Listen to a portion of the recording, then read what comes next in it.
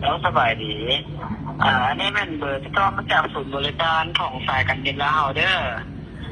ผู้ชาวบ้านได้ไม่ทางพนักงานของเราได้แจ้งค่าถามหรือบอกลูกค้าเป็นผู้โชคดีได้รับรางวัลจากสายการบินไทยเด้อการบินแย่งเจ้าช่วยการบินแย่งเจ้าการบินไทยเด้อสายการบินไทยรางวัลแย่งเก่าร างวัลที่ลูกค้าจะได้รับแมนหนึ่งปีย่นไปกับต่างประเทศ1 ปีเจ้าไปประเทศใดผู้ทราบว่าลูกค้ามีแผนไปต่างประเทศบ่ไปประเทศใดเจ้าแล้วแต่ลูกค้าสิไปฮอดสิมันไปทางเด้อปีนึงเจ้าสิไปอเมริกาอยู่มื้ออื่นมื้อหื้อนี่ถ้าลูกค้าบ่มีถ้าลูกค้าบ่มีกันไปต่างประเทศลูกค้าสามารถรับเป็นเงินจำนวนล้านกีบได้เด้อค่อยสิไปอเมริกาเดี๋ยวนี้นะไปอาทิตย์หน้านี่แหละพอดีได้ปีย่นวะจะไปอเมริกาวะมีแต่ลูกค้ามาลงทะเบียนยืนยันตนละปีเยอะถ้าลูกค้าลงทะเบียนอยู่บนไหนเจ้าอยู่สายการบินไทยเด้ออยู่สำนักงานใหญ่เจ้าเจ้าบ่สะดวกออกมาลงให้เฮาบ่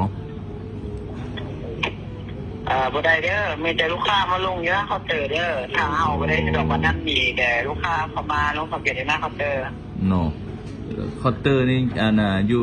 ยู่ห้องเบอร์ใดเคาน์เตอร์ที่จะไปลงอยู่ห้องเบอร์02เด้อด้วยแต่ว่าถ้าลูกค้ามาแม่นเข้าห้องเบอร์07พนักงานฝ่ายยิงชื่อหยังพนักงานบริการชื่อหยังพนักงานยิงกันบ่เจ้า นางวัฒนภาวัฒวงศ์เจ้าแต่ว่าอันผู้โทรมานี่มันชื่ออย่างเจ้าสมศรีแก้ววิไลศักดิ์เจ้าแต่ว่าให้เฮาติดต่อให้เจ้านี้มีสมมุติว่าเฮาไปเฮาเจ้ามีบัตรประจำตัวบ่เจ้าส่งให้ได้แล้วเฮาสิไปติดต่อให้ถ้าลูกค้ามาลงทะเบียนในหน้าเคาน์เตอร์มีแต่ลูกค้าเอาแจ้งเบอร์ที่เฮาโทรไปเนี่ยก็บัตรประจำตัวแล้วก็กรมสมโนแล้วก็หนังสือเดินทางค่อยต้องไปอเมริกานี่ค่อยต้องได้เฮ็ดวีซ่าก่อนบ่เจ้าหรือว่าขึ้นยนต์ไปเลยค่อยสิไปอเมริกานี่ต้องทางสนามบินเฮ็ดวีซ่าให้บ่อันนี้ลูกค้าต้องเฮ็ดหนังสือเดินทางเป็นของตัวเองเด้อจังไปอเมริกาได้บ่แม่นปียนต์มันไปได้ปียนต์แต่ว่าลูกค้าให้สิไปบ่ได้เนาะแสดงว่าค่อยยังต้องได้เฮ็ดเรียนเอกสารก่อนเนาะซะเนาะเล่นเอกสารเพื่อลูกค้าสิไปทางอเมริกาเจ้าเพราะว่าเป็นปียนต์มันปีมันเป็นปีชื่อมันปีอนุญาตคนข้ามแดนเจ้ามันเป็นปีคือลูกค้าต้องเฮ็ดบัตรไปเป็นของตัวเองแล้วจังได้ปีนี้เป็นของลูกค้าแล้วแต่ว่าค่อยฟังเจ้าเว้าคือบ่แม่นพนักงานการบินลาวเว้ยเสียงคือว่าบ่คือจังได๋อันนี้มันพนักงานมาใหม่เด้อก็ได้นี่เป็นพนักงานมาใหม่เด้อก็ได้ 2-3 เดือนแล้วเจ้าพนักงานมาใหม่เว้ามันคือว่าเจ้าเว้าระบบมันคือบ่คือสายการบินอย่างไรบ่แม่นระบบต้มตุ๋นเด้บ่แม่นเด้อระบบต้มตุ๋นบ่มีแต่เจ้าตอนนี้เจ้าอยู่ใดอยู่ตึกใดอยู่เจ้าเว้าอยู่เจ้าอยู่แถวใดตอนนี้เจ้าอยู่แถวใดอยู่แถวไทยเทศาอยู่แถวไทยเทศาบ้านนครเจ้าค่อยฟังเสียงคือบ่แม่นพนักงานการบินลาวเว้ยอันนี้เป็นพนักงานใหม่เจ้าก็ได้เจ้าสปีกภาษาอังกฤษเป็นบ่เจ้าลมค่อยเป็นภาษาอังกฤษมึงดูลูกค้าทำพนักงานลมเป็นภาษาอังกฤษบ่เจ้านะลมฮะบ่เจ้าบ่แม่นพนักงานการบินลาวเต้เจ้าพนักงานต้มตุ๋นเต้อันนี้ลูกค้าแต่สุดท้ายเด้อเจ้าตั้งห้องแม่นสื่อทางอะไรเด้อเรื่องภาษาอังกฤษแม่นทางพนักงานท คะแนนจดสื่ออะไรมันจะบ่ฮู้เลยเจ้า เนามีแต่ว่าจักหน่อยค่อยสิเข้ามีแต่จักหน่อย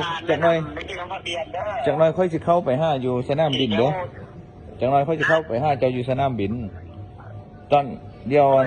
เจ้าอันเบิ่งค่อยโทรกลับหาเจ้าเด้อเข้าไปหั่นเด้อเด้อ อ่า โทรกลับเลยก็ได้เจ้า เจ้า เดี๋ยวจะบอกภาษาอังกฤษขึ้นเด้อspeak English yes thank you my home from อเมริกา เจ้าตัวค่อยเตเจ้าตัวค่อยเตบ่ว่าอยู่ละลายไปแรนดอมได้ปียนต์ฟิล์มบ่มีไม่ใช่แรนดอมอยู่บนไหนแรนดอมอันนี้ทางอันนี้ทางฝ่ายการบินเฮาได้ทุ่มแจกทางเบอร์เด้อเพื่อขึ้นกำไรให้ลูกค้าเจ้าโอ้แม่นบ่ค่อยซื้อปียนต์ไปเที่ยวอเมริกาคือเพิ่นได้ขึ้นกำไรจากเทื่อนี่ได้กำไรอันนี้น่ะอันนี้เฮาจะสุ่มแจกรางวัลทางเบอร์เด้อแม่นบ่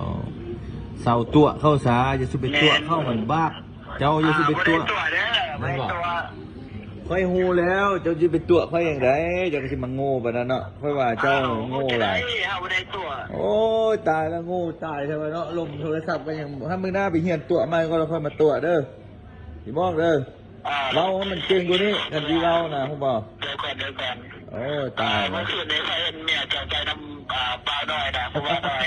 เมื่อคืนนี้โอ้ตายแล้วตู้น่ะจะสิไปตัวเขาเจ้านายตัวสิบาบลาหัว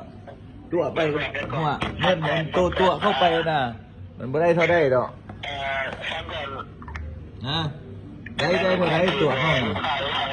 มันเป็นพนักงานอ้ายนี่แม่ขนาดทำเชิญลูกค้าเลยเก็บปลายทางมันแค่หอดปลายทางเด้อไปเอาโอ้ตัวให้มันเป็นไอ้สิบอกเด้ออย่าสุไปตัวสาเศร้าซาไปเฮ็ดอาชีพมาเด้อเฮ็ดอาชีพนี้มันบ่รวยดอกฮัลโหลไอ้บอกพื้นที่นั่นเด้บอกพื้นที่นั่นเด้อย่าสุไปตัวบอกพื้นที่ได้ไหมสิไปหา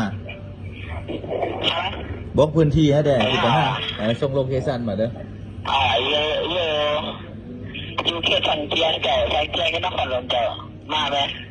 เดี๋ยวส่งโลเคชั่นมาแม่ส่งโลเคชั่นแม่มันเป็นเด็กกับป่าเต้ส่งโลเคชั่นทางเที่ยง